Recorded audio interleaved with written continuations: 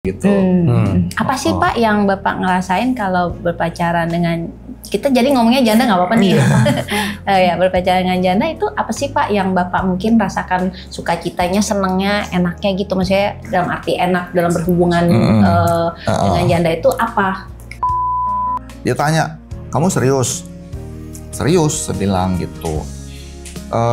Mama bilang, saya nggak setuju. Gitu, Mama bilang. Saya bingung gitu. Ini kan baru pertama kali datang, nggak setujunya di mana, gitu kan? Mama nggak bisa bilang, nggak srek. Dia bilang, cuman ngomong nggak srek. Kan saya bingung ya kalau ngomong nggak srek gitu ya. Mama itu orangnya nggak memaksakan kehendak dia. Dia bilang, tapi terserah kamu yang jalanin, gitu. Mama bilang seperti itu sih. Ditolak berapa kali sama dia, itu cukup panjang nanti kalau mau diceritakan. Sempat meninggal, saya deketin, tolak. Menikah lagi, meninggal lagi, deketin, tolak lagi. Berapa kali sih cukup berarti banyak. Gigi juga ya, pantang menyerah. Pelayanan, jatuh, sempat masuk ke ruang ICU, hanya beberapa jam, besok paginya meninggal. Itu saya shock sekali ya, shock karena semua yang hadir di pernikahan itu hadir juga di pemakaman gitu kan. Gimana sih Bu, kan baru pengantin baru 7 bulan gitu ya. kan. Semua keluarga tahu dan kami menikah juga baik-baik, keluarganya baik, papa mama juga baik gitu, menerima. Meninggal itu kan kayak disambar geledek betul-betul. Saya shock dan langsung dimakamkan besoknya. Terus 3 tahun kemudian saya menikah lagi. Sama orang Batak? Sama orang Batak. Kalau orang Batak langsung direstui sama orang tua. Nah, orang Batak itu teman Komsel, bukan? Bukan, itu dikenalin sama teman. Beliau adalah hamba Tuhan, seorang duda, saya juga janda kan, seorang duda tapi punya anak. Istrinya meninggal, punya anak 2. 5 tahun ya, anak saya yang kecil tuh masih umur 4 tahun. Tuhan panggil lagi suami saya, meninggal lagi dengan serangan jantung. Datang lagi tuh. Jadi antara yang pertama dengan yang kedua tuh saya 2 kali tuh saya datang. Ditolaknya orang Batak pertama nih. Sebelum menikah saya datang lagi tuh. Kita bisa nggak gini? Kamu kayak apa sih kriteria laki-lakinya? Dia bilang yang pertama orang Batak. Oh ya, saya tahu tuh udah. Terus saya pikir, kalau yang ini saya udah tahu nih, saya masih bisa lah, walaupun Batak, saya Cina, saya masih bisa nih maju, fight. Terus dia bilang lagi, saya maunya sih hamba Tuhan. Udah, mundur saya. 35 tahun, sudah menjanda lagi kedua kali, dan ditambah lagi dengan tanggung jawab anak-anak gitu. 3. Wah. 3. Dia nanya ke saya, kamu menikahi saya tujuannya apa? Tujuan kita berkeluarga apa? Dia tanya. Saya bilang, tujuan saya menikah ya untuk membentuk keluarga yang memberkati banyak orang. Saya bilang. Checklist lagi, ternyata listingnya yes, checklist. Gitu. Dia bilang, kamu harus bisa nih mendapatkan restu papanya. Dia bilang begitu. Karena dia tahu keluarga papanya seperti begini. Saya bilang, sama nih. Saya juga orangnya kayak gitu. Saya bilang, saya pasti bisa memenangkan papamu. Saya bilang. Tembok Jericho aja diputerin 7 kali, ambruk kok. Iya. Saya bilang, dia sering menyebut masalahnya tuh kayak tembok Jericho. Saya bilang, ya kita puterin aja kok, kita punya Tuhan kok. Saya bilang, gak usah takut, saya bilang. Setiap keluarga pasti punya cerita, tetapi pastikan cerita kita menjadi berkat dan inspirasi bagi banyak orang. Bersama Tuhan, kita pasti bisa. Halo Shalom semua sahabat Keluarga Hati Ilahi, puji Tuhan kita berkumpul lagi di podcast kami Keluarga Hati Ilahi, di mana kami berkomitmen untuk menceritakan kebaikan Tuhan khususnya di dalam keluarga dan pernikahan. Dan saya bersama suami saya dengan Edi. Ya, saya Ana. Hari ini saya sangat bersuka cita juga karena hari ini kita kedatangan narasumber yang kita juga sudah pernah dengar ceritanya, dan memang waktu pertama kali saya dengar ceritanya itu agak sempat kaget, takjub ya.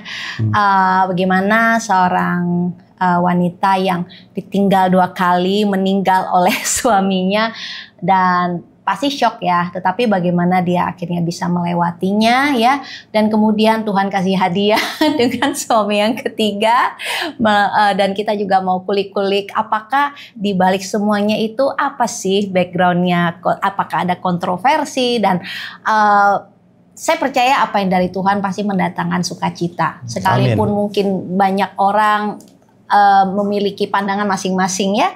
Nah, hari ini kita mau kulik-kulik dan kita mau menyambut narasumber kita, Shalom Bapak Pak Jaya dan Ibu Evi. Terima kasih sudah hadir di podcast kami. Iya, jauh-jauh dari Depok. Luar biasa. Macet nggak? Macet, Bu. Macet. Pagi-pagi macet ya. Wow, luar biasa. Tetapi kalau ada niat pasti berjuang. Iya. Niatnya Bapak hari ini mau menceritakan kisah kehidupan Bapak Ibu, khususnya di dalam pernikahan, perjalanannya ya yang luar biasa sih ya. Kalau Bapak pernikahan yang pertama, jadi bujangan nih ya. Ibu yang ketiga. Yes. Pastinya memang udah kelihatan yang apa ya, yang dewasa, yang stabil. Nah, ini yang masih belajar ya Pak. Iya. Sama-sama belajar. Tapi sebenarnya kalau di dalam rumah tangga Bapak yang imam loh. Iya betul. Ya. Betul. Nanti kita mau nanya nih, bagaimana sih Bapak menjalani pernikahan yang unik ini nih? Iya. Oke. Oke, Yes. saya mulai dengan Pak Jaya dulu ya. Iya. Nah, Pak Jaya boleh share mungkin latar belakang keluarga ya, waktu kecil. Apakah Pak Jaya itu dari keluarga orang yang percaya di dalam Tuhan? Ya. Kalau kami keluarga itu memang sudah Kristen. Yang lebih kuat itu dari mama. Dari mama. Jadi yang kami suka ke gereja itu sama mama. Kalau papa dulu agak kurang memang. Jadi mama yang lebih mengangkat kami, sering gereja, sekolah minggu dari kecil. Gitu. Jadi kalau dibilang Kristen ya Kristen, tapi perjalanan waktu saya kayak apa ya? Ke gereja itu di suatu kewajiban gitu. Ritual lah ya. Kemudian ritual. Oh, itu kami sampai dengan SD aja.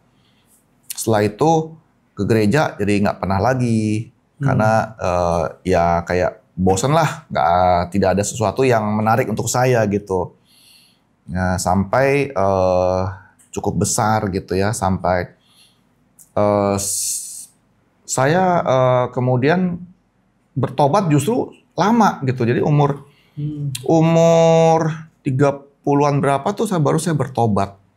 Gitu. Oh, berarti dari kecil memang udah kenal Tuhan, iya. Tetapi perjalanan imannya itu tidak mengalami pertumbuhan lah ya, cuma ke gereja, tapi tidak ada dapat sesuatu yang bisa membangunkan iman Bapak. Iya, ya? betul. Nah, boleh tahu Bapak itu berapa saudara Pak? 3 saudara. 3, Bapak yang? Saya paling tua. Paling pertama. Nah, terus dalam perjalanan Bapak dari kecil sampai Bapak di umur 30, apakah Bapak selama perjalanan itu kan cukup panjang Pak? Bisa ceritakan kan apakah selama 30 tahun itu bagaimana Bapak punya iman di dalam pergumulan, mungkin kan masih masa muda ya, pasti pergaulan seperti apa, itu bagaimana Pak? Ya, kalau ditanya perjalanan iman, selama 30 tahun itu mungkin saya bisa dibilang sangat kurang ya kalau tanya iman. Memang agama Kristen itu KTP aja. Jadi ya, cuman memang saya nggak merokok, nggak main yang berjudi apa segala macam gitu. Cuman ya memang waktu pacaran ya biasalah, belum mengenal Tuhan waktu itu kan. Jadi juga nggak baik juga pacarannya gitu. Seperti itu sih kalau menurut saya memang agak terlambat ya saya bertobatnya. Oh gitu sih. Ya, berarti sempat pacaran ya sebelum kenal Ibu Evi ya? Iya, pacaran. Lama, cukup lama pacaran. Sebelum sama Ibu Evi. Sorry, ketemunya di mana dulu? Saya 2 kali kan pacarannya itu 2 kali. Yang pertama sih nggak terlalu lama lah ya, mungkin 2-3 tahun gitu kan, cuman begitu aja sih. Kemudian yang terakhir sebelum ketemu Ibu Evi yang cukup lama, 8 tahun. 8 tahun lama. Setia ya Pak ya? Iya. Bapak termasuk setia nih. 8 tahun nggak pernah ada, Nggak pernah ada drama-drama. terpikir untuk mengajukan pernikahan. Dari saya iya. Saya berapa kali mengajak dia, yuk kita menikah. Saya bilang kan nggak baik juga nih kayak begini. Ya dia janda cerai, anaknya 2. Saya berapa kali ngajak dia menikah, kan dengan anak-anaknya juga sudah cukup dekat lah ya. Cuman memang nggak tahu kenapa dia sering menolak dengan alasan kamu kan masih single, cari aja yang lebih baik dari saya. Beberapa kali seperti itu dia. Begitu, makanya Pertanyaannya Pak, kenapa Bapak sukanya, maaf ya, Iya. sukanya sama yang janda? nah saya juga nggak tahu tuh. Ketemunya sama yang begitu terusnya juga bingung. Oh nggak sengaja cari? Enggak, saya nggak cari gitu. Jadi memang saya juga bingung gitu. Cuman memang belakangan tahu Kenapa? alasannya. Karena memang Tuhan persiapkan saya dulu nih. Seperti itu. Nanti kan saya sebenarnya benar-benar nggak tahu kenapa pacar saya yang 2 itu semuanya Janda. mm-mm. Oh yang pertama juga? Ya, yang pertama meninggal sama suaminya. Yang ini bercerai hidup. Yang terakhir. Saya juga nggak ngerti sih kenapa begitu gitu. Kayak nggak ada yang single gitu kan kesannya gitu. Tapi sekarang setelah nikah sama ini saya baru tahu. Padahal 8 tahun itu Iya. cukup lama, dan kalau biasanya udah 8 tahun itu biasanya kan kita punya perasaan udah cukup dekat ya. Kalau kita mau putus saja susah, apalagi seorang wanita. Betul. Biasanya kan sangat berat. Jadi nggak pernah berpacaran dengan yang single ya Pak ya? Nggak pernah. Oh, jadi nggak pernah, jadi juga nggak tahu ya bedanya dengan single dan janda juga nggak tahu Iya. ya? Kalau dulu SMA pernah suka-suka aja, cuman iya. nggak sampai masuk pacaran gitu. Apa sih Pak yang Bapak ngerasain kalau berpacaran dengan, kita jadi ngomongnya janda nggak apa-apa nih. Ya, berpacaran dengan janda itu apa sih Pak yang Bapak mungkin rasakan sukacitanya, senengnya, enaknya gitu? Maksudnya dalam arti enak dalam berhubungan dengan janda itu apa? Ya mungkin pembicaraannya sudah bukan lagi yang mungkin kayak kalau yang single mungkin kayak pengen jalan-jalan ke mall atau dia Masih main-main. masih main, senangnya berpikir lebih dewasa lah. Kalau yang janda kan jalan berpikir karena udah ada anak kan, jadi mungkin dia lebih berpikir bagaimana nih keluarga saya gitu. Jadi pembicaraannya juga sudah masalah seputar keluarga lah gitu. Masa depan Masa gitu, depan, hal-hal anak, yang iya seperti serius. itu. Dan iya benar. Jadi Seperti Bapak itu. berarti kayaknya tipenya orangnya pemikirannya dewasa ya? Kan bagus tuh sebenarnya kan pria yang berpikiran dewasa, betul kan? Karena banyak orang spending time dengan hal-hal yang main-main aja, Iya. bahkan nggak berpikir untuk serius. Betul. Kalau Bapak kan malah serius kan? Cuman kebetulan ada di Dapat yang- pribadinya janda ya? Iya, Heeh. seperti itu. Oh seperti itu, oke. Tapi kalau dari keluarga dari awal memang waktu Bapak berpacaran dengan, let's say yang pacaran kedua itu janda, apakah ada orang tua itu Ada pertentangan? tidak ada pertentangan atau seperti apa? Nah, waktu saya pertama kali bawa ke rumah, perkenalkan dengan keluarga saya, itu kalau adik-adik sih terserah saya lah, maksudnya mereka nggak ini ya. Kalau dari mama kan papa sudah meninggal dari waktu itu. Kalau dari mama dia langsung nggak setuju. Begitu datang ketemu ngobrol gitu, setelah dia pulang, saya tanya ke mama kan, bagaimana mah ini? Dia tanya, kamu serius? Serius, saya bilang gitu. Mama bilang, saya nggak setuju. Gitu, mama bilang. Saya bingung gitu. Ini kan baru pertama kali datang, nggak setujunya di mana, gitu kan? Mama nggak bisa bilang, nggak srek. Dia bilang, cuman ngomong nggak srek. Kan saya bingung ya kalau ngomong nggak srek gitu ya. Ada alasan tertentu kah atau apa? Saya tanya, apakah dia karena dia janda sudah punya anak atau gimana? Mama bilang, kalau itu sih untuk mama nggak masalah, dia bilang. Cuman mama nggak, dalam hati nggak srek sama orang ini, gitu. Feeling lah ya. Iya. Akhirnya dari situ langsung putus atau masih? Enggak, masih panjang itu. Iya. Oh, yang 8 tahun itu ya? Iya, Oke. yang 8 tahun Wah. itu. Gimana mamanya kesel dong? Kok Nah, dilarang malah 8 mama kan tahun? nggak setuju. Cuman memang mama itu orangnya nggak memaksakan kehendak dia. Dia bilang, tapi terserah kamu yang jalanin gitu. Mama bilang seperti itu sih, itu aja. Berarti Oke. kasih kebebasan. Iya, terserah. Tapi mungkin dari sejak itu, walaupun kasih setuju, tiap kali ketemu pasti mukanya mesem deh mamanya. Dari situ jarang saya bawa lagi ke rumah karena memang mama nggak setuju kan. Iya. Jadi saya nggak ini lagi gitu. Jadi, Cuman ya mama tetap tahu sih, saya masih ini sama dia. Cuman ya itu. oke. Nah, akhirnya putus ya. Gara-gara apa tuh kalau boleh tahu? Nah, putus juga itu juga gara-gara ada dia. Nanti yang itu denger sebel deh. Gara-gara lo ya.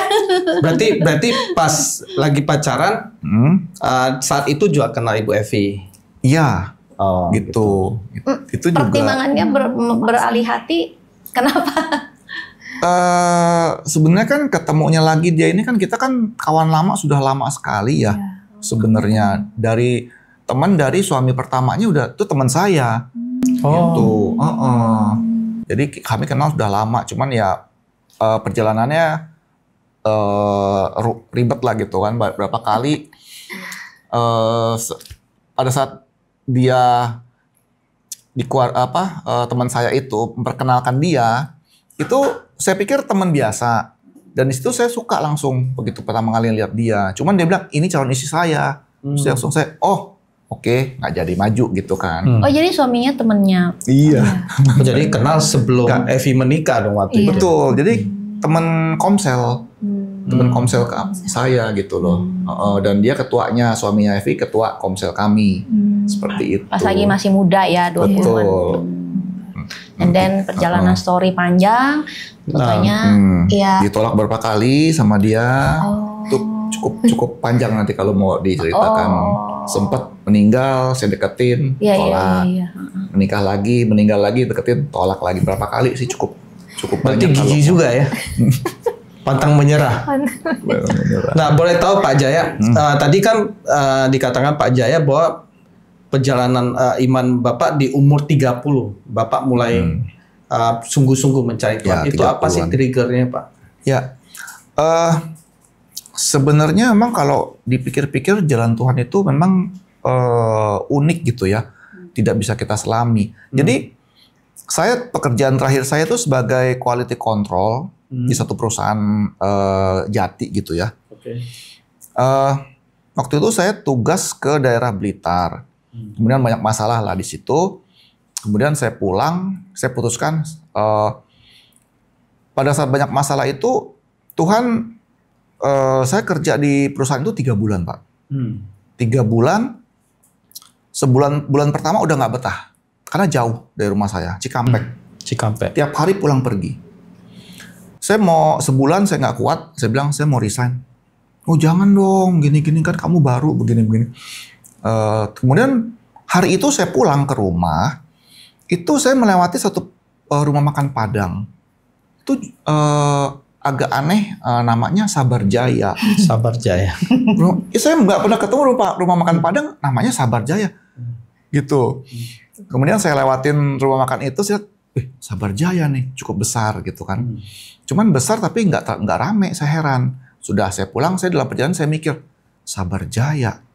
Oh berarti Tuhan suruh saya sabar nih kayaknya nih, nggak boleh berhenti dulu. Oke. Kemudian saya lanjutkan pekerjaan itu. 2 bulan saya nggak tahan lagi. Kemudian saya dikirim tugas ke Purwakarta, dekat dari Bandung waktu itu. Melewati rumah makan pertama udah biasa lah. Ketemu rumah makan yang sama persis Sabar Jaya. Mungkin cabang dia. Mungkin. Ketemu 2 lagi. kali ya. 2 kali saya heran. Kok ada lagi nih? Padahal saya waktu itu 2 bulan saya mau resign. Tulis lagi seperti itu, jangan, ketik dalam hati, jangan dulu. Oke, saya tahan. Kemudian masuk bulan ketiga saya dikirim ke Blitar, 1 bulan di sana saya. 1 bulan di sana, itulah cukup berat ya untuk saya. Memang sebelum saya ke Blitar, itu saya udah dalam hati, setelah ini saya keluar, udah nggak bisa lagi nih. Waktu itu saya tolak ke Blitar itu karena di sana saya tugasnya 1 bulan dibilangnya. Saya udah nggak mau, saya bilang saya mau resign, saya pulang. Dalam perjalanan kembali saya ketemu rumah makan Padang Sabar Jaya cabang yang ketiga, saya bingung, dekat-dekatan loh itu lokasinya. Cukup ini untuk saya ya. Aduh, lucu banget sih bisa 3 kali. Gak tahu sekarang masih ada apa enggak gitu. Ya, nah itu akhirnya saya pikir, waduh, saya harus pergi nih sepertinya nih ke Blitar itu. Dan di Blitar itulah saya tinggal di rumah yang ada setannya. Oh. Wah, itu memang disitulah ya Tuhan tempat saya ya. Saya Benar-benar harus sabar ya. iya, dan saya benar berdoa di situ loh. Oh. Saya seumur-umur nggak pernah berdoa. Oh gitu. Cuman di rumah itu saking takutnya, saking seremnya, saya tiap hari pagi dan malam akhirnya berdoa. Oh gitu. Tuhan tempatkan Apa saya sih di Pak situ. yang boleh spill dikit? Emang Bapak digangguin apa?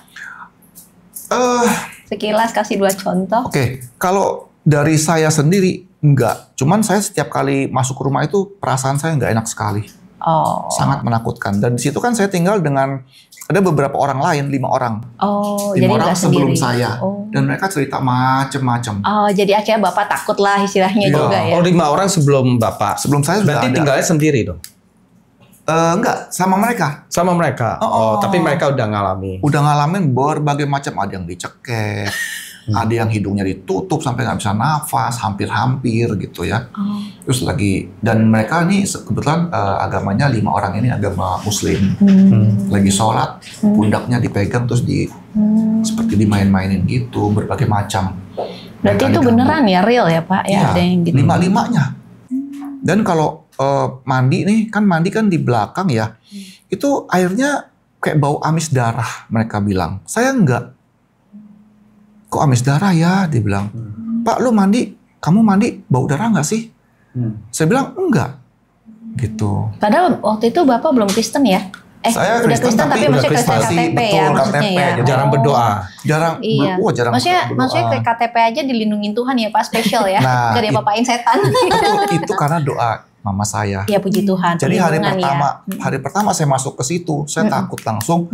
Saya langsung WA mama saya, "Mah, di rumah ini ada setannya, cukup menakutkan, cukup kuat." Saya berasa nggak enak sekali. Mama bilang, "Udah nggak usah takut, nanti mama doakan setiap malam." Amin, puji Itu Tuhan jadi karena perlindungan. doa mama yang begitu kuat ya, gitu. Dan memang 1 bulan itu saya nggak pernah diganggu sama sekali secara fisik ya, nggak pernah. Cuman hari terakhir waktu saya tidur itu setannya tidur di samping saya. Oh kok bisa? Berasa sekali Ngeri Pak. Masa? Iya, karena saya waktu pagi-pagi saya bahkan kami karena saking takut tidur rame-rame di ruang tamu berlima sama saya, berenam jadinya, berjejer. Hari terakhir ya, saya bangun duduk gitu ya, bangun dari tempat tidur, kayak sebelum duduk saya melek begini, di sebelah saya kayak ada yang bangun. Tapi saya nggak nengok, nggak ngelihat. Udah, dia jalan ke belakang. Oh Bapak ngelihat? Dia kedengeran dong, kalau kita tidur di lantai kan kedengeran orang langkah jalan kan. Jadi melangkah ke belakang, saya nengok, teman saya masih di sebelah. Nah, terus yang jalan siapa? Saya lihat. Saya ngeliat ke arah detak kaki itu, saya melihat sana, nggak ada siapa-siapa, tapi suara langkah kaki masih ada. Aduh, sama. Orangnya masih di sebelah saya itu.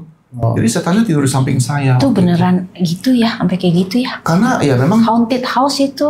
betul. Itu rumah bekas, pasti ada sesuatu dulu. Nah, yang punya mati penasaran kata orang-orang di tetangga. Oh Tuhan, Matinya cukup menakutkan. Dan itu kan saya tiap pagi, malam saya berdoa. Mama saya tiap malam doain saya. Tapi lucunya, jadi sama ini nggak diganggu pas hari terakhir ya, kayak salaman, bye-bye, Dia- kayak perpisahan. Kalau menurut saya kayak penasaran. Ini orang kok nggak bisa saya sentuh? Oh, Kalau yang lain kan sampai fisik kan dicekek, Iya. pegang hidung, semuanya pundak, semua kena. Cuman saya, jadi kayaknya menurut saya dia penasaran. Kok ini orang tidak bisa saya sentuh? mau coba pas terakhir, tapi nggak bisa juga, Nggak cuma bisa. penampakan doang Mama akhirnya. saya yang datengin sama dia. Oh iya, Jadi malam itu ternyata mama saya dicekek sama si setan itu. Oh gitu. Dia ke Depok ternyata. wah transfer lu. teleport. Iya, saya cukup kaget sih mendengar kata mama saya. Oh. Pada saat saya pulang dia cerita di tanggal sekian malam saya katanya mama dicekek, ditindihin, dicekek sama ini. Jadi mama gelagapan begitu. Tapi emang katanya kalau kita mendoakan sesuatu dan doa itu dikabulkan Tuhan, setannya marah. Yang diganggu dilindungin Tuhan, dia lari ke yang doain. Emang gitu setan, cara kerja setan tuh begitu. Makanya yang kita kalau menjadi pendoa syafaat buat orang juga harus hati-hati, harus jaga hidup. Ya, kita juga harus kuat iman Iya, kita. jaga hidup. Iya, bisa itu loh. kekudusan. Kan? Iya. Nah, memang tapi untungnya waktu itu nggak tahu kenapa mama tidur sama adik saya yang perempuan, nggak biasa-biasanya di malam itu. Oh, nah itu lagi Tuhan bener-bener baik. Betul. Jadi karena gelagapan adik saya kebangun, terus langsung mama kenapa? Dibangunin tapi nggak bisa ngomong, kayak dicekek gitu, gimana sih? Didoakan, akhirnya mereka bersama-sama berdoa, lari ininya. Lari. Ya, itu balik lagi. Setannya balik lagi ke rumah itu. Itu kan malam ya. Nah, itu saya cerita paginya dia tidur di samping saya itu. Dia penasaran gitu mungkin. Wah, nakal ya.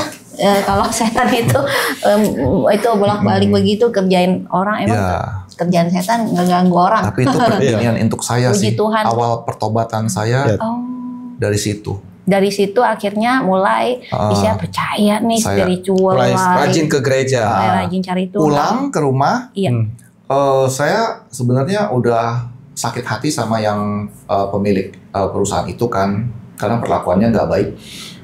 Saya udah kesel sekali, masih di rumah masih marah-marah. Adik saya yang laki-laki itu ngajak saya ke gereja. Kok kan udah lama nih nggak gereja nih, ayo ikut yuk. Dibilang seperti itu. Nah, disitulah di gereja itu khotbah pendetanya sangat mengena. Saya sepanjang khotbah nggak bisa berhenti, air mata saya keluar. Di situ saya baru benar-benar bertobat. Sama kayak saya tuh Benar-benar Pak. Saya juga waktu awal bertobat, pendeta khotbah dari awal sampai akhir saya nangis terus loh Pak. Iya, nggak bisa berhenti saya. Nggak bisa berhenti Pak. Saya sampai udah sampai nggak enak kiri kanan. Orang mah kalau nangis kan pas pujian penyembahan wajar ya Pak. Iya, Dia lagi betul. khotbah kita nangis. Lagi khotbah, Kita kan, aduh gimana ya, antara terharu tapi mungkin takut orang lain bingung gitu kan. Tapi emang nggak bisa kebendung Pak. Iya, saya juga bingung. Yes. Di situ sih.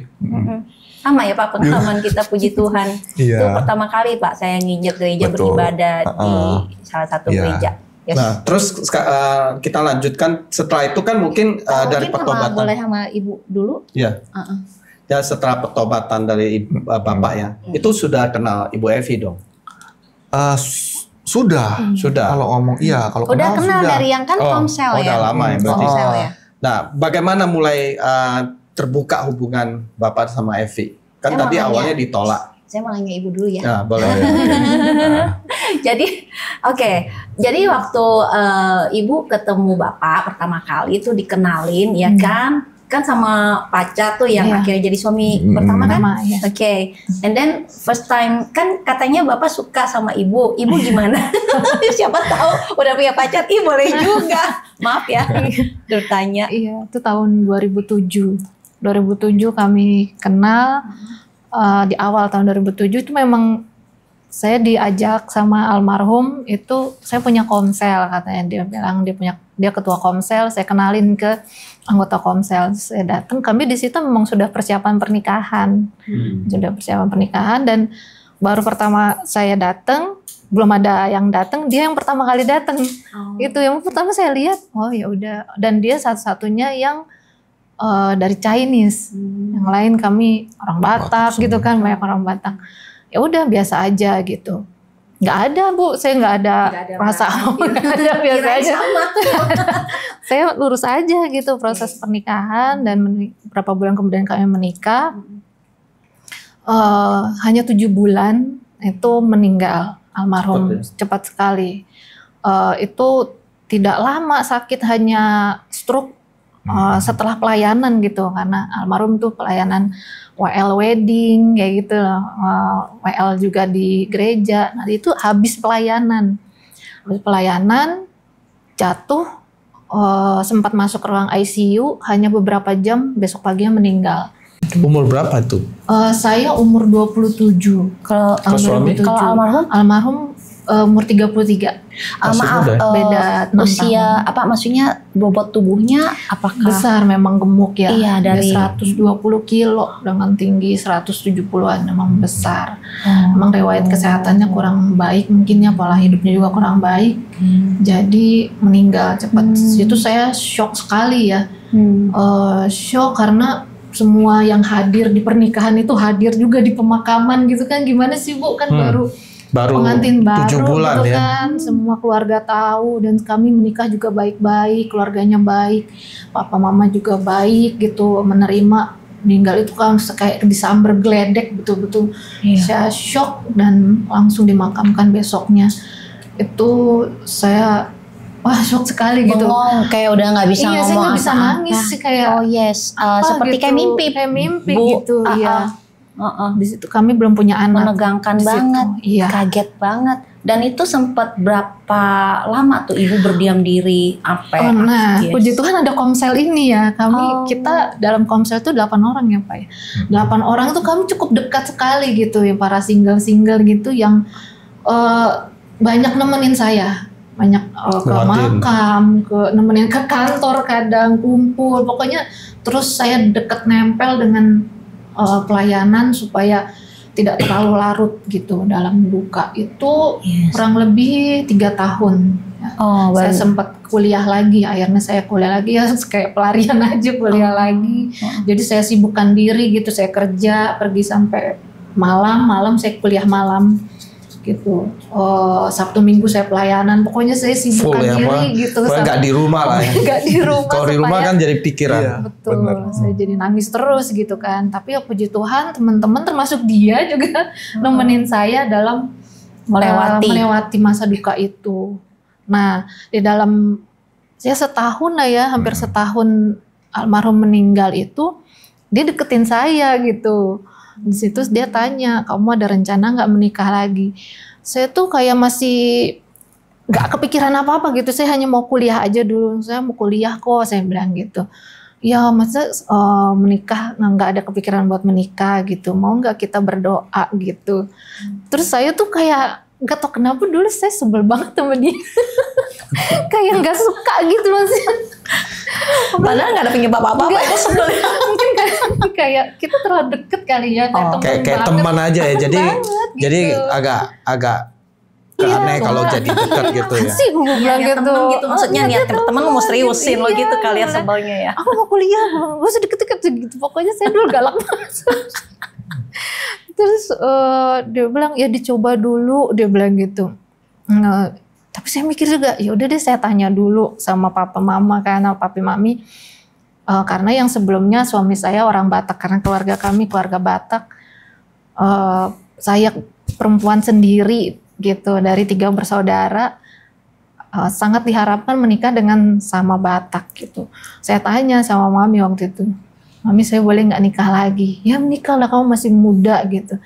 Boleh nggak menikah sama yang bukan Batak? Langsung gitu, orang apa? Orang Chinese, saya bilang. Janganlah, kalau bisa Batak lah gitu. Kan udah mak sama orang Batak. Enggak lah, Batak kamu pasti bisa dapat. Langsung saya ngomong kok nggak bisa, bilang gitu. Ya kan belum dicoba, mari kita doa dulu. Enggak, aku nggak mau gitu. Jadi tuh memang saya sulit jatuh cinta gitu loh Bu. Saya kayak udahlah, mumpung belum terlalu jauh gitu, nggak usah gitu. Jadi ditolak. Langsung ditolak itu pertama. Terus 3 tahun kemudian saya menikah lagi. Sama orang Batak. Sama orang Batak. Kalau orang Batak langsung direstui sama orang tua. Dan orang Batak itu teman komsel, bukan? Bukan, itu dikenalin sama teman. Beliau adalah hamba Tuhan, seorang duda, saya juga janda kan, seorang duda tapi punya anak. Istrinya meninggal, punya anak 2, itu laki-laki dan perempuan. Ya sempat ada clash, pro dan kontra, kenapa harus sama yang punya anak, begitulah. Tapi ya penyesuaian nggak lama, waktu itu akhirnya menikah seperti itu. Akhirnya puji Tuhan saya langsung hamil, lahir anak 1 perempuan dari saya. Itu saya belajar di situ. Nah disitulah saya belajar mungkin pembentukan Tuhan ya, 10 tahun gitu di rumah itu. bahwa saya dibentuk untuk menjadi wanita yang tangguh, yang kuat. Saya nggak ada background hamba Tuhan, tapi saya harus mendampingi hamba Tuhan. Saya tetap kerja waktu itu. Wah, penyesuaian segala macam, Bu. Penyesuaian mendampingi hamba Tuhan dalam pelayanannya, punya anak-anak pelayanan gitu kan, adik-adik pelayanan. Itu yang banyak, saya harus penyesuaian sama mereka, penyesuaian dengan anak sambung ini 2 orang, penyesuaian saya langsung hamil punya anak. Itu cukup membuat saya apa ya? Exhausted. Ya, overwhelmed nah gitu ya. Saya banyak belajar dibentuk Tuhan, sedangkan saya di situ gak ada background apa gitu, Bu. Saya orang biasa, saya wanita biasa, saya hanya wanita yang bekerja melayani Tuhan. Saya pelayanan juga, tapi ya pelayanan biasa seperti itu. Di situ saya dibentuk Tuhan untuk menjadi ibu yang kuat, yang bisa menyesuaikan diri dengan banyak hal. Akhirnya hal-hal apa yang akhirnya bisa membuat ibu waktu mau jatuh bangkit lagi, stronger and stronger, apa itu? Ya karena Tuhan, pastinya karena Tuhan ya. Tuhan menetapkan di hati saya itu, saya punya panggilan kuat untuk melayani Tuhan melalui keluarga gitu. Saya ingin sekali melayani keluarga, dengan sama-sama keluarga itu melayani Tuhan. Itu kerinduan saya dari dulu memang. Dan walaupun susah, berat ya, saya pikir ya udahlah, memang begini kali jalan hidup saya gitu. Saya tetap mengucap syukur gitu dengan segala pergumulan, segala macam omongan orang juga, karena nggak semua juga dari pihak keluarga suami yang kedua mau terima saya.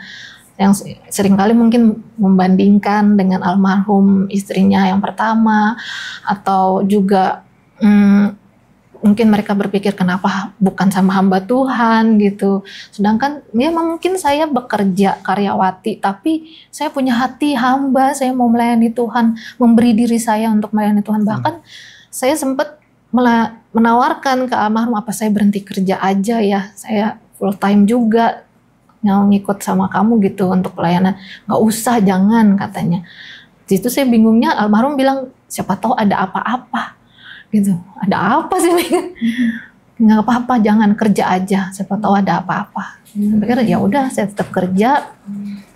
5,5 tahun berikutnya, 5 tahun ya, anak saya yang kecil tuh masih umur 4 tahun, Tuhan panggil lagi suami saya, meninggal lagi dengan serangan jantung pada saat 10 tahun menikah, maksudnya itu 5 tahun. Bukan, Bu. Menikahnya 5 tahun. Setelah menikah saya masih di rumah itu 5 tahun lagi. Berarti pergumulannya 10 tahun. Iya, pergumulan 10 tahun di situ. Oke.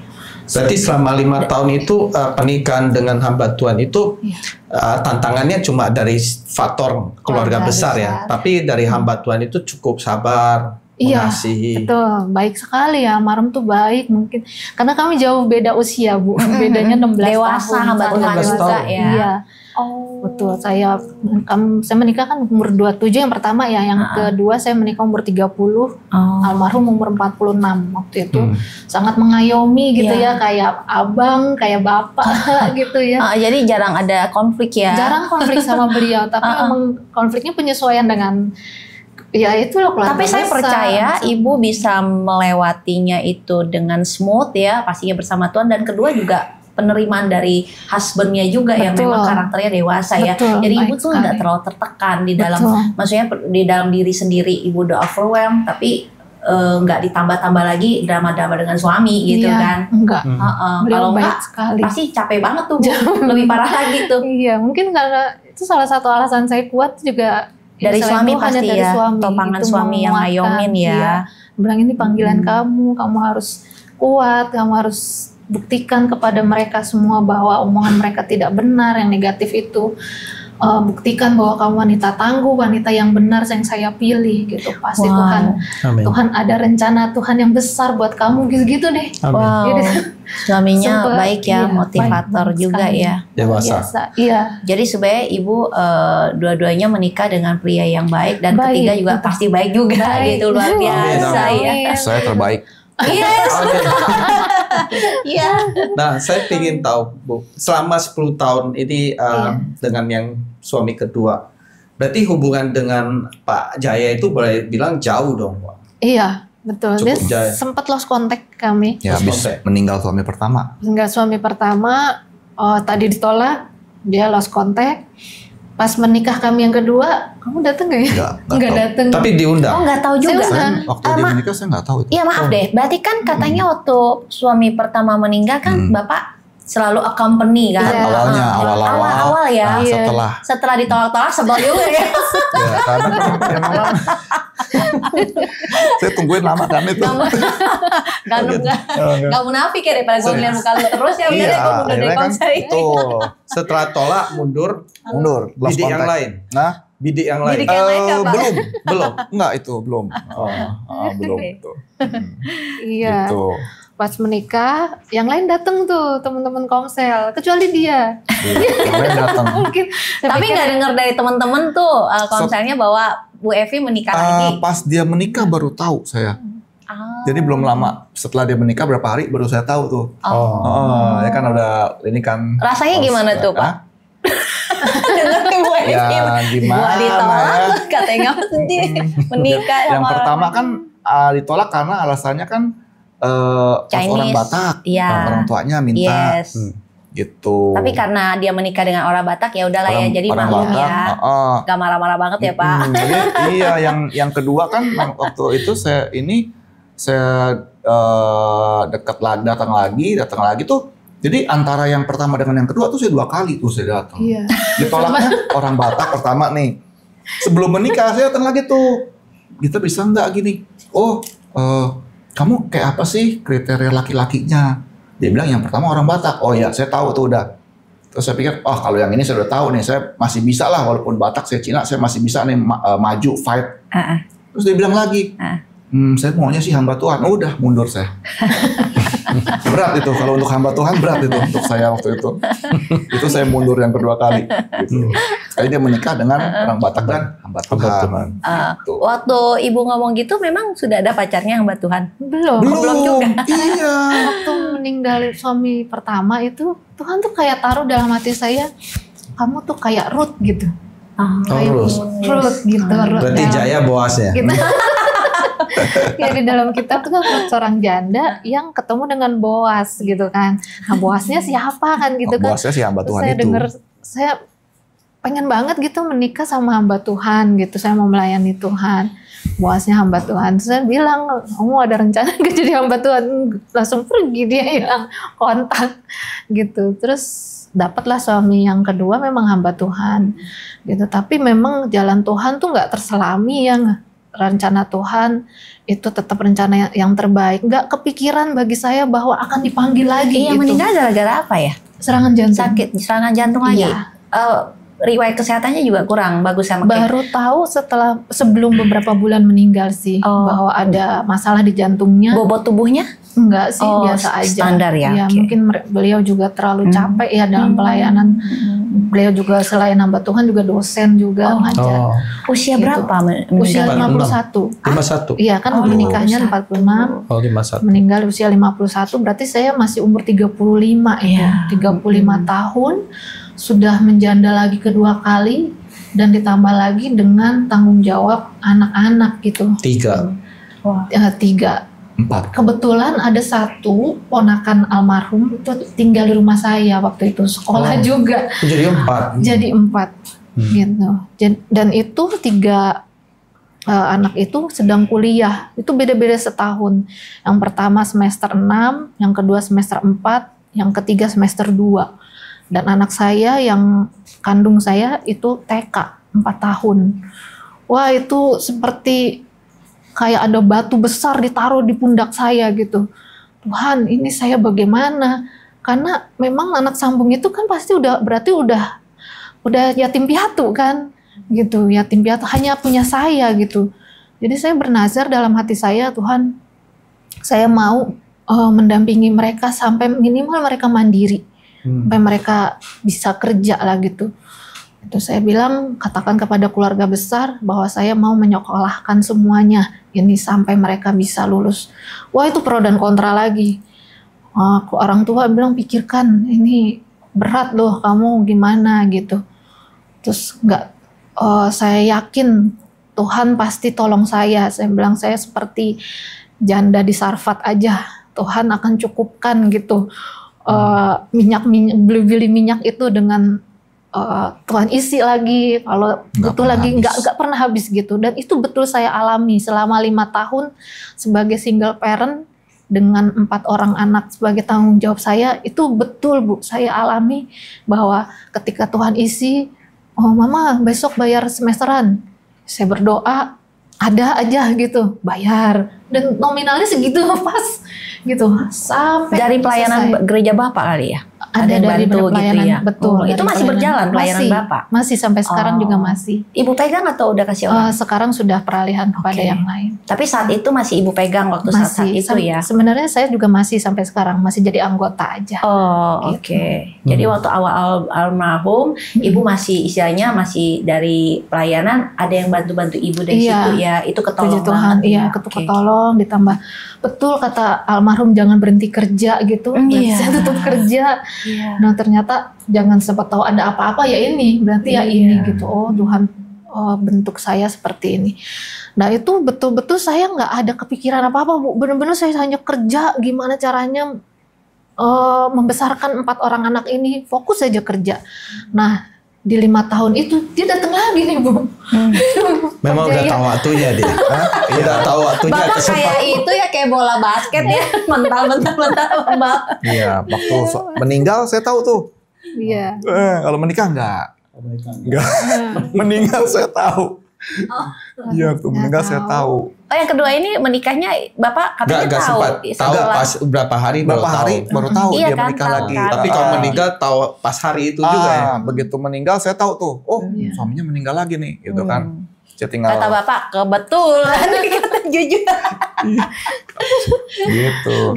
Terus setahun setelah almarhum meninggal. Tapi maaf ya kita tetap menghormati almarhum. Cuman maksud saya ini kan kejadiannya lucu ke Bapak sih. Iya.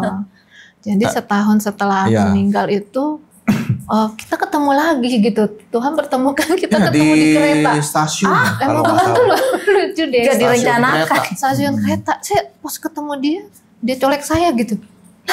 Saya malu di situ Bu, kayak ada rasa aduh udah dua kali gitu. Terus 2 kali nolak. Tapi saya berpikir beliau sudah menikah. Iya. Aduh saya kok nggak tahu apa-apa ya tentang dia, kok dia tahu banyak tentang saya gitu. Di haunted. Saya boleh telepon nggak? Saya bilang gitu. Berapa hari kemudian? Saya boleh telepon nggak? Buat apa? Saya bilang ya nggak apa-apa, ngobrol aja katanya gitu. Kita ngobrol. Kamu nggak apa-apa sama keluargamu? Keluarga yang mana? Dia tanya. Kamu udah nikah lagi sih belum sih kok? Ya belum lah, dia bilang. Loh, kamu kemana aja sih? Saya udah ngelaluin segala macam, udah jatuh bangun, maksudnya hidup saya seperti roller coaster gitu Bu. Di saat saya ada bahagianya, ada juga duka citanya. Oh dia belum menikah, saya bilang gitu. Kenapa kok yang nggak apa-apa gitu? Terus dia coba deketin saya. Dan waktu itu betul-betul mengajak, mau nggak kamu keluar dari rumah itu, kamu bawa aja anakmu yang by phone itu. Satu, iya itu by phone. Mau ngomongnya waktu telepon itu saya telepon dia. Telepon karena setiap mau ke rumah saya nggak bolehin, nggak karena saya nggak enak sama anak-anak saya gitu. Saya bilang kamu keluar aja, nanti kita berdoa, bawa aja anak kandungmu itu. Di situ saya marah, saya kayak keluar lagi ke sebelah saya yang dulu waktu komsel gitu. Kamu ngapain sih gitu, deket-deketin saya tuh punya nazar, tau nggak? Saya mau membesarkan anak-anak gitu. Terus dia bilang, ya udah kalau memang itu nazar kamu sampai tahun berapa? Saya tungguin gitu. Selesainya tahun berapa itu yang kayak lagu aja Pak, aku tunggu jandamu. Aduh, saya ditolak lagi 3 kali itu. Saya tolak lagi. Saya nggak mau. Udah jangan lagi hubungin saya blokir HP-nya. Diblokir nomor saya. Diblokir? Blokir nomor saya. Gitu. Selesai dalam hati saya, wah sudah selesai. Sudah. Harapan kali. Sudah pupus. Padahal kalau mau coba ganti nomor masih bisa ya. Iya. 3 kali udah itu berikutnya. Ya, di situ saya 5 tahun setelah kepergian beliau itulah masa pergumulan saya sangat berat gitu. Saya dengan bertanggung jawab 4 orang anak dan juga penyesuaian lah dengan keluarga besar itu yang saya merasa banyak tekanan ya gitu, banyak tekanan, banyak tuntutan gitu dari keluarga itu. Sampai ya singkat cerita saya keluar dari rumah itu. Padahal ibu udah single mom, udah berusaha yang terbaik buat anak sambung, masih dituntut apa Bu? Iya. Bingung. Tapi iya kan. Banyak yang sudah dikorbankan sebenarnya untuk rumah yang memang tadinya dengan anak yang 4 itu kurang layak ya, kamar misalnya kurang, dia sudah banyak berkorban untuk renovasi segala macam ya. Ya sebenarnya kan kalau menurut saya ya maaf kata kalau udah terlepas itu kan udah lepas dari tuntutan sebenarnya. Betul. Sebenarnya. Tapi kalau keluarga Batak itu balik lagi ya. Pokoknya kalau udah taken kontrak menikah, wah udah kayak gitu ini dicengkram ya. Iya. Iya, ini ya betul. Ini tanpa mengurangi rasa hormat saya kepada keluarga besar gitu, almarhum suami yang kedua, saya memang cukup berat gitu, dan saya nggak bisa ceritakan secara detail lah apa yang saya alami di rumah itu, tapi itu pembentukan betul buat saya supaya saya lebih kuat, lebih mandiri gitu, sampai di satu titik di mana saya udah nggak kuat, saya udah sebaiknya saya keluar karena saya melihat juga sudah pada kerja, yang 3 anak itu sudah lulus. Satu-satu gitu lulus, puji Tuhan, wisuda saya dampingi terus sampai kerja, saya lihat udah kerja semuanya, saya keluar saja dari rumah itu dengan hanya membawa anak saya yang kandung itu di usia 9 tahun ya, 9 tahun saya balik lagi kepada orang tua saya. Sebelumnya memang bolak-balik sih karena saya butuh bimbing asuhan mama juga ya untuk ngurus anak saya yang kecil.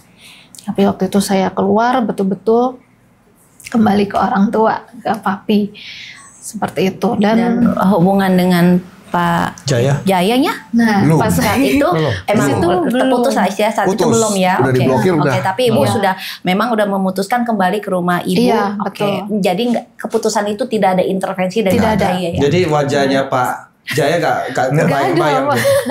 Gak ada terbayang. Betul-betul saya keluar itu balik ke orang tua, berapa bulan kemudian pandemi.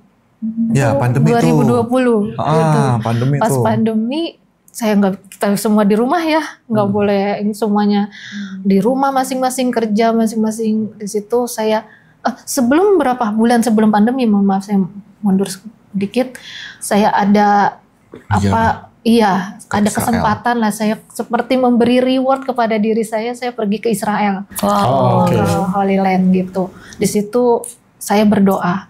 Saya minta, ya saya tahu kita semua dimanapun juga bisa berdoa ya. Tapi di situ saya ambil momen kesempatan untuk merefleksi diri saya kembali. Saya tinggalkan 4 anak itu, yang 1 saya tinggalkan orang tua, yang 3 itu ya sudah saya lepaskan. Di situ saya betul-betul ambil hubungan sangat intim dengan Tuhan dan saya tanya sama Tuhan, Tuhan apa selanjutnya, bagaimana hidup saya? Saya bilang, apakah setelah saya kembali kepada orang tua saya harus bagaimana gitu. Terus Tuhan itu kayak di hati saya, ya mungkin nggak spektakuler dan spiritual banget, tapi di hati saya tuh Tuhan kayak bicara, berdoa aja, kamu maunya apa gitu. Ya udah saya berdoa, saya minta pada Tuhan, Tuhan memang keinginan saya tidak layak Tuhan, tapi kalau boleh saya menikah lagi, saya mau membangun keluarga yang melayani Tuhan gitu. Saya betul-betul ngerasa nggak layak Bu, saya nggak layak. Saya tahu diri, saya 2 kali menikah. Apa ada yang mau sama saya gitu dengan 2 kali meninggal suami dan dengan pergumulan segala macam masalah luar biasa. Apakah ada laki-laki yang Tuhan kasih buat saya? Terus Tuhan kayak kasih saya, ya udah doakan saja kriterianya. Seperti itu. Saya coba tulis Bu. Mungkin bagi anak-anak muda juga boleh nih ada tips, kalau engkau mau betul-betul merindukan seorang pendamping dan minta kepada Tuhan, tulis seperti apa dan sesuai dengan kehendak Tuhan. Detail. Saya tulis. Nomor 1, laki-laki yang takut akan Tuhan, yang mau melayani Tuhan bersama-sama dengan saya. Yang kedua, harus yang mau sayang dan terima anak saya Gitu. Yang ketiga, menghormati orang tua saya. Keempat, kalau bisa jangan orang Batak. Karena saya sudah, boleh nggak ya kalau saya bilang trauma? Saya cukup trauma dengan keluarga itu. Jangan, ini tidak mengeneralisir ya Bu, tidak mengeneralisir, tapi itu yang saya alami. Saya kalau bisa jangan orang Batak. Berikutnya saya mau dia seorang single, bukan seorang yang duda bercerai gitu. Saya mau pernikahan saya itu betul sesuai dengan yang firman Tuhan katakan gitu. Dan kalau boleh berikutnya seorang yang tidak punya anak. Karena saya, kembali lagi saya trauma. Sebaiknya tidak punya anak. Boleh dia seorang bujangan, seorang yang sudah menikah atau meninggal istrinya, nggak apa-apa. Yang penting jangan punya anak. Berikutnya saya juga tuliskan bahwa seorang yang bekerja, yang tidak menjadi beban, tapi sama-sama lah kita bekerja menanggung hidup bersama. Terus berikutnya saya juga minta seorang yang lebih tua dari saya. Sedangkan saya di situ umur sudah 40 tahun. Sudah lebih tua dari saya supaya dia lebih dewasa dalam memandang segala hidup ini gitu. Seperti itu. Terus apalagi ya, lebih banyak tinggi. Ada banyak gitu saya tulis Pak, ada 8 apa 10 gitu. Dan ya. semua itu ada pada Jaya. Dan semua ada sama Pak Jaya. Luar biasa. 12 kalau nggak salah permintaan 12. dia, 10 di saya. 10. Aku pemenangnya Pak Jaya. Langsung medali keluar. Nah, setelah pulang dari Israel, iya. Bagaimana bisa tiba-tiba terhubung lagi dengan Pak Jaya? Nah, setelah dari Israel itu Pak, berapa bulan kemudian pandemi ya. Pandemi di rumah itu kayak ya gimana mau ketemu orang, udah di rumah lah ini. Ya udahlah, namanya doa. Tuhan itu pasti menjawab doa, bisa ya, tidak, atau tunggu gitu kan. Nggak apa-apa Tuhan, saya tetap berdoa. Terus tiba-tiba saya, ya kalau di rumah nggak ada kerjaan ya Bu, kayak gabut, saya WhatsApp di grup kami Komsel gitu. Boleh nggak saya minta foto almarhum suami? Masih komunitas, masih anggota? Masih anggota. Meskipun nggak aktif? Nggak aktif. Oke. Ya, hanya silent reader. Oke. Saya tanya boleh nggak saya minta foto-foto almarhum suami pertama, karena saya udah hilang waktu itu ya. Kenapa Ibu mau meminta foto itu? Gak ada tahu, saya kayak ada kangen aja gitu kali ya. Oke. Karena waktu itu belum ada. Tapi dari situ membuka pintu buat itu kan. Oke. Teruskan. Boleh nggak saya minta gitu. Yang lain kok lama responnya. Aduh, ada nggak ya, udah hilang apalah segala macam. Waktu itu belum ada kamera kan 2007 tuh. HP juga masih belum ada gitu. Aduh, saya cari dulu gitu. Hanya dia yang japri saya. Karena dia cari di komputer lama yang udah jadul gitu, fotonya juga udah rusak-rusak. Ini fotonya gitu dia kasih ke saya. Pak katanya udah sebel kan ditolak, tapi kan kasih foto ada hati juga ya Pak. Siapa tahu membuka komunikasi. Saya juga kaget sih Bu waktu WhatsApp itu. Saya nggak enak Bu, saya jujur aja saya nggak enak, saya malu sebenarnya sama Pak Jaya ya. Oh ya makasih ya kok, jawabnya begitu. Terus ya kamu gimana kabarnya? Udah mulailah dari situ saya udah keluar dari rumah itu. Kok bisa? Saya udah bilang. Mulai berlanjut cerita panjang. Mulai berlanjut cerita ceritanya dari situ. Panjang. Saya bilang ya saya mau dengerin kalau saya mau. Ya udah mulai dari situ dia ke rumah. Mulai dekat. Karena jawaban dia baik waktu itu. Mulai ramai ya Pak. Sebelumnya kan saya blokir, tolak mentah-mentah kan. Yang blokir siapa? Iya. Nah, tapi kalau waktu diblokir gimana bukanya, kirimnya? Nah, kan nomor diblokir. Tapi di WA grup di grup itu kan bisa dong. Katanya japri bukan, kirimnya ke grup. Katanya di japri. Waktu pas di grup itu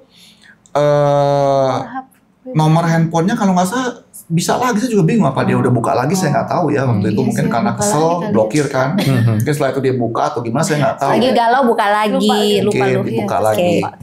And then hubungan dari situ lancar dan Karena manis. iya penerimaannya baik kan. Wow. Jadi saya, wah baik nih jawabannya nih, nggak ketus kan. Iya. Saya coba lagi deh ya. Datang ke rumah, Gitu. Datang ke bawa rumah. bunga. Datang ke rumah. Enggak, Belum? bawa pempek. Kan saya orang Palembang. Ini slogan, inget gak yang 3 kali ketemu restoran yang Sabar Jaya nih kayaknya stempelnya Sabar Stempel. Jaya. Sabar banget buat ibu. Ditolak juga 3 kali kan. Gitu. Iya benar Jadi- Bu, emang dia sabar Bu. Akhirnya Jadi- ketemu dan itu mulai pergumulan baru. Pergumulan baru untuk meyakinkan kepada orang tua bahwa kami mau rencana menikah. Wah di situ saya agak gimana ya Bu? Saya jujur aja saya takut kepada papi mami. Mau ngomong juga takut gitu. Malah mami yang duluan nanya gitu. Itu siapa sih yang sering datang ke rumah? Demen ya sama kamu gitu.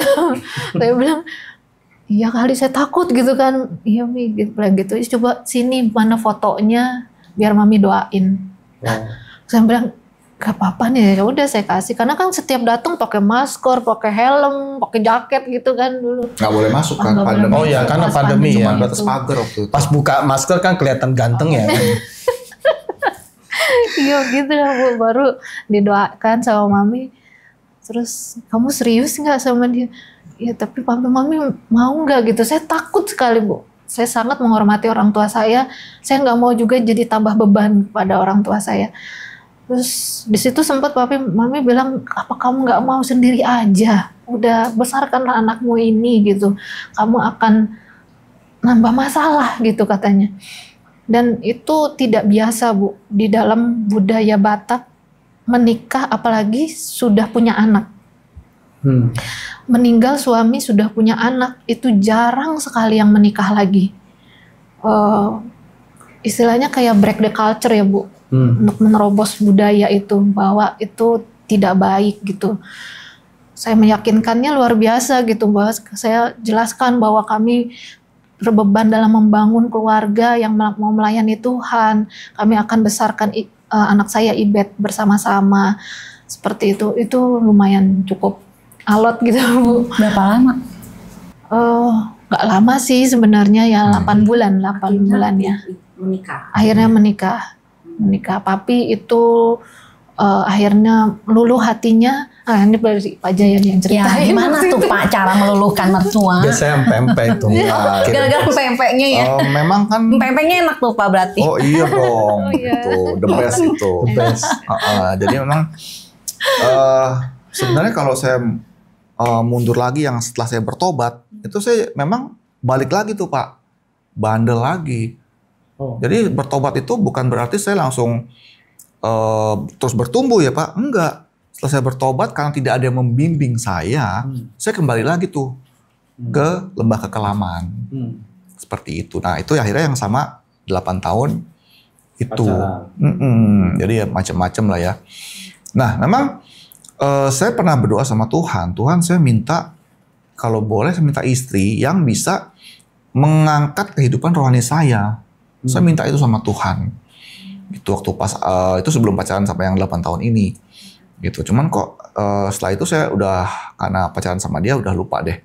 Gitu. Kemudian itu pun putusnya cukup dramatis gitu ya. Karena saya putuskan saat itu juga dia. Jadi sebenarnya waktu pas ketemu Evi itu kita mulai ngobrol itu saya masih jalan sama si ya kita sebut aja Mawar gitu ya. Yang 8 tahun ini sama si Mawar ini masih ada hubungan gitu. Terus dia bilang, kamu udah punya pacar belum? Sama kok jalan sama saya ntar pacar kamu gimana? Dia bilang gitu. Nah saya bilang, oke, kalau kamu mau serius sama saya akan putuskan yang sekarang. Saya bilang waktu itu. Dia bilang, ya udah kamu bereskan dulu deh. Semua urusanmu dengan dia kamu bereskan dulu. Nah itulah akhirnya saya datang ke rumahnya, saya ngomong, saya langsung putuskan. Terima nggak? Kesel nggak yang? Waduh, bukan kesel lagi ya. Kadang Kalau lagi nonton gimana tuh? Maaf ya. Waktu dia di rumah dia marah sekali. Cuman saya nggak peduli. Saya udah ambil keputusan kan. Dia mau putuskan saat itu juga supaya saya nggak buang waktu terus gitu. Karena kan ditolak terus sama karena dia dia kan. juga nggak mau menikah ya Pak. Betul, karena Oke, dia nggak mau yes. menikah gitu. Akhirnya saya putuskan sudah, saya tinggal aja udah langsung diselesaikan. Dan akhirnya saya kabarin dia, sudah saya bereskan semuanya, saya bilang. Berarti kontak di blog juga atau gimana? Kan biasanya kalau diputus gitu kan, itu pasti ada usaha kontak lagi atau seperti apa? Gak ada gangguan ya Pak ya? Kalau dari dia mungkin dia karena kesel lah, nggak ada. Oh ya udah. Karena dianya udah juga begitu kan, gitu. Sudah seperti itu, kemudian saya mulai mendekati dia. Dari itu awalnya memang banyak sekali masalah, luar biasa. Dari keluarga besar. Dari keluarga besar yang lama, sebelumnya. kemudian. Dari dulu juga udah ternyata ada pacarnya juga. Waktu saya ini gitu. Waktu itu baru putus apa kalau nggak salah. Jadi Sesudah banyak masalah. dari Israel ada pacar? Iya dekat aja sih Pak. Gitu. Dekatan lah. Dipikir dari Tuhan lagi coba-coba ya Bu ya. Nggak waktu dicocokin kriteria nggak cocok. Saya lebih cocok. Lagi mencari-cari nominator yang tepat.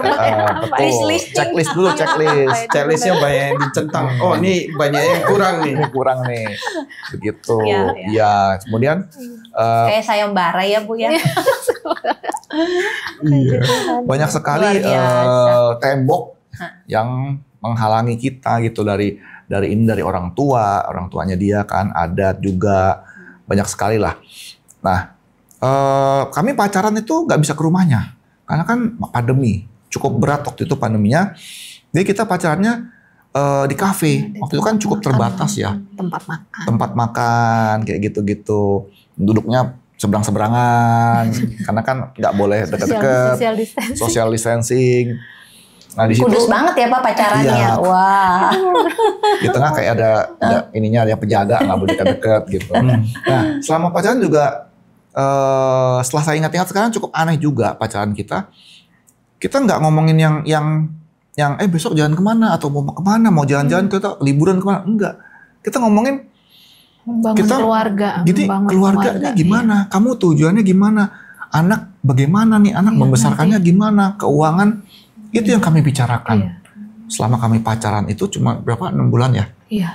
6 bulan itu yang kami bicarakan. Berbobot lah ya. So futuristic lah ya. Ke depan bagaimana. Terus suatu ketika dia tanya, dia nanya ke saya, kamu menikahi saya tujuannya apa? Tujuan kita berkeluarga apa? Dia tanya. Saya bilang, tujuan saya menikah ya untuk membentuk keluarga yang memberkati banyak orang, saya bilang. Dan itu Checklist cocok lagi, sama ternyata dia. listingnya yes, checklist. Gitu. Dia bilang, wah syukurlah. Dia bilang cocok. Dia bilang, dari situlah baru kami pembicaraan sudah mulai nih. Kita gimana nih ke depan? Mau menikah bagaimana? Persiapan bagaimana? Nah, disitulah banyak kami harus selesaikan dulu semua permasalahan dia. Gitu. Saya bilang, kita menikah ini kan awal baru ya. Kita nggak bisa nih membawa masa lalu kita. Saya bilang, kita harus selesaikan dulu. Satu-satu, kamu selesaikan masalahmu, saya selesaikan masalah saya. Akhirnya dia selesaikan. Dia waktu itu masih hubungan dengan keluarga yang almarhum yang lama kan cukup berubah lah ya. Kompleks. Saya bantu bagaimana ini ya kita selesaikan. Dia sudah selesaikan. Kemudian juga berbagai masalah dia selesaikan. Kemudian yang terakhir tinggal papahnya, kamu harus bisa nih mendapatkan restu papanya. Dia bilang begitu, karena dia tahu keluarga papanya seperti begini. Saya bilang, sama nih, saya juga orangnya kayak gitu. Saya bilang, saya pasti bisa memenangkan papamu. Saya bilang, tembok Jericho aja diputerin 7 kali, ambruk kok. Iya. Saya bilang, dia sering menyebut masalahnya itu kayak tembok Jericho. Saya bilang, ya kita puterin aja kok, kita punya Tuhan kok. Saya bilang, gak usah takut. Saya bilang. Seperti itu ya, satu persatu saya bereskan masalah saya, masa lalu dia bereskan. Setelah clear baru kita datang ke papahnya dia. Itu pun masih tentang adat lagi, harus begini, harus begitu gitu ya. Kita datang ke papanya, ya papanya nanya, kamu gimana rencanamu? Saya bilang saya mau menikah. Waktu itu tahun 2020 akhir ya, Oktober ya kalau nggak salah. Oktober 2021. Kami menikah 2021. Iya kan ada papa 2020, Iya. ada papanya dia 2020. Oke. Kemudian udahlah banyak sekali yang dia bilang inilah harus begini, ditunda dulu ya, tunda dulu. Kemudian langsung akhirnya Tuhan buka jalan, langsung kami bisa ini. Puji Tuhan. Seperti itu. Tuhan banyak ikut campur sih dalam lika-liku mencapai pernikahannya ya. betul. Tapi memang di dalam proses pacaran sampai menikah itu memang Bapak dan Ibu melihat penyertaan Tuhan ya, Amin. yang menyatukan ya. Istilahnya tembok-tembok itu diruntuhkan Betul, akhirnya ya. satu-satu runtuh.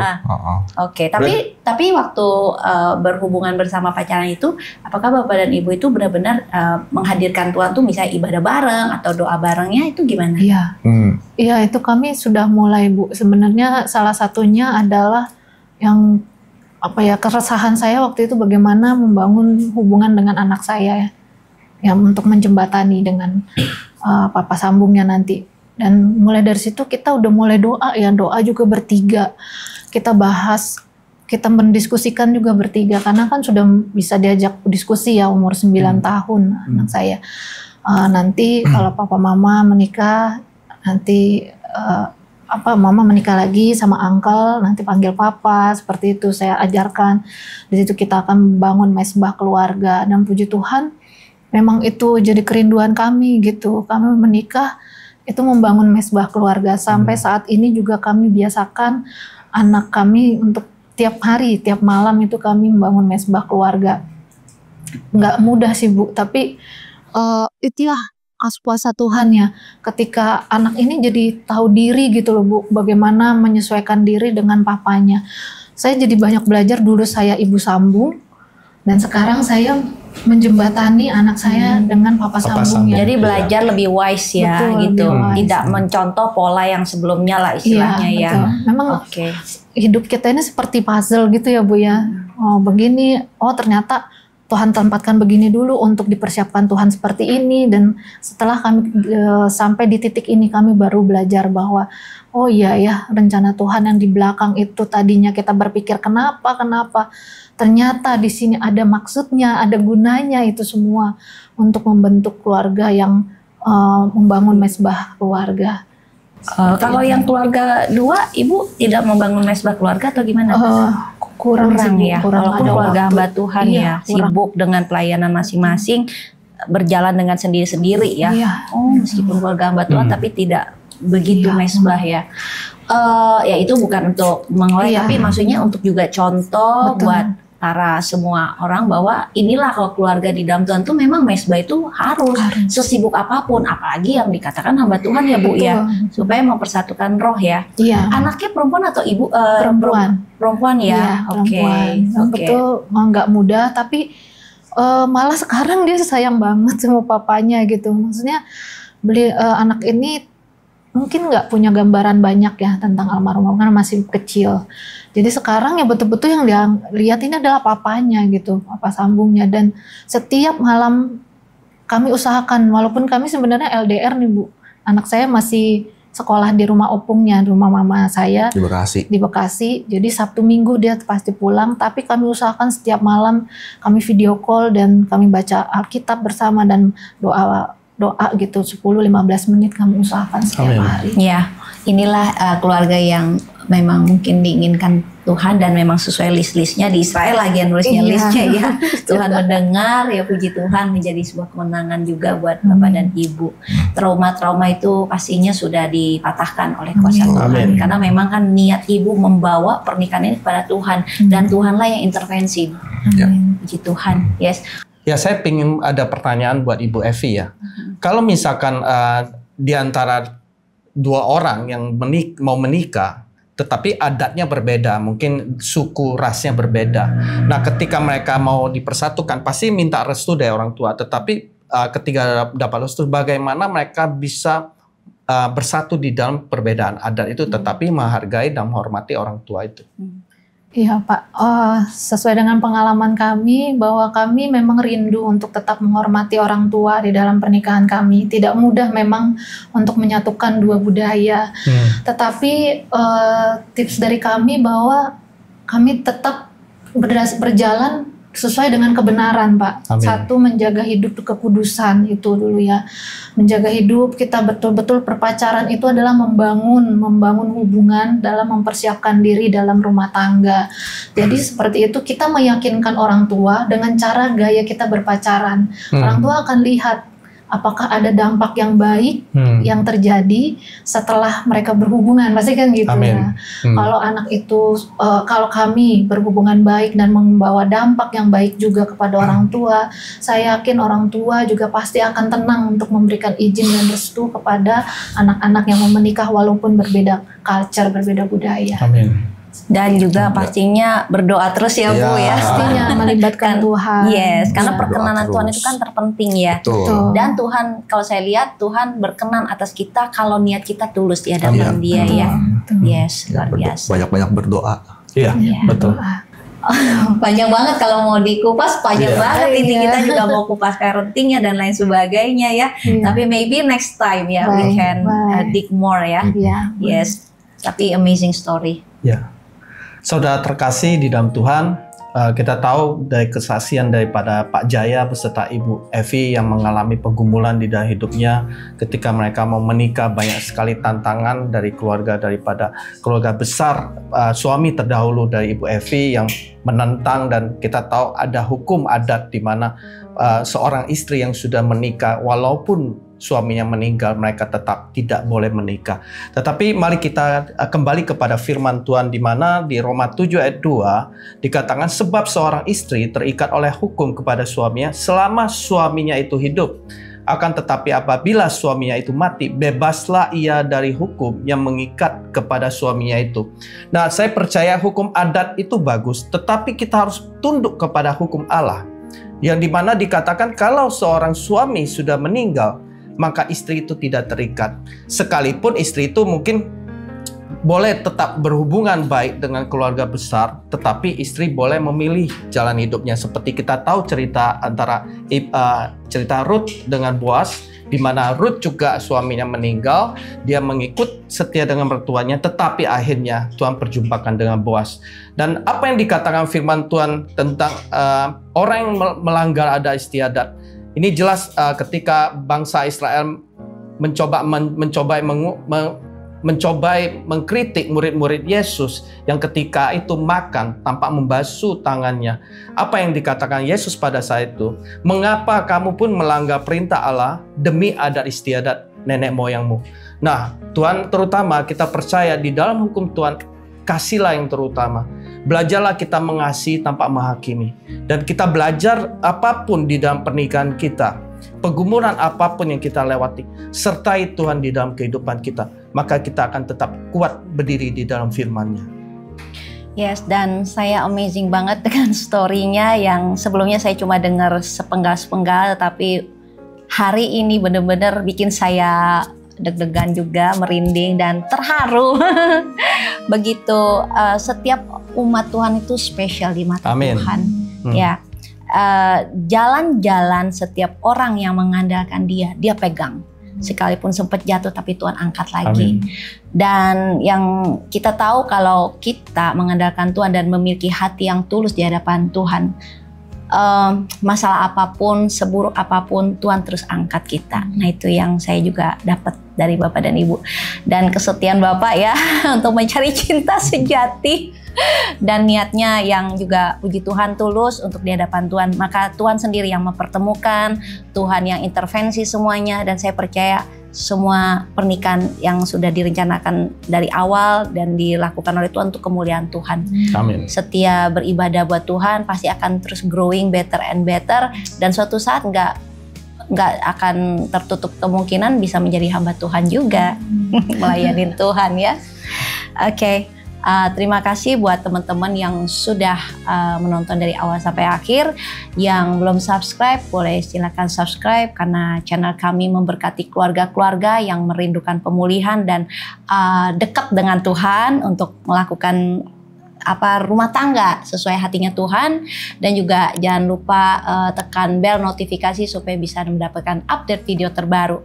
Buat teman-teman mungkin yang pengalaman hidup pernikahannya kurang lebih seperti Ibu Evi yang ingin dikuatkan, boleh DM Instagram dan TikTok Keluarga Hati Ilahi. Dan juga buat para pria-pria jomblo juga yang ingin mungkin belum dapat jodoh, tapi berdoalah. yes, mau didukung doa supaya dapat jodoh dari Tuhan, boleh yes DM juga. Terima kasih untuk semua teman-teman yang sudah menonton, dan kami mau undur diri ya.